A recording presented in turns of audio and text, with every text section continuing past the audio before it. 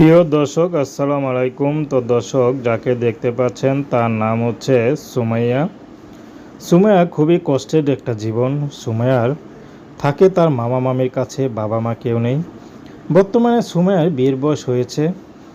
তো বিয়ে যারাই করতে আসে তারাই যৌতুক চায়। তার মধ্যে অনেকেই বলে বাবা মা নাই, এতিম মেয়েকে কেন বিয়ে করব, এরকম অনেক কথাই বলে। সুমাইয়া শুনতে খুবই খারাপ লাগে।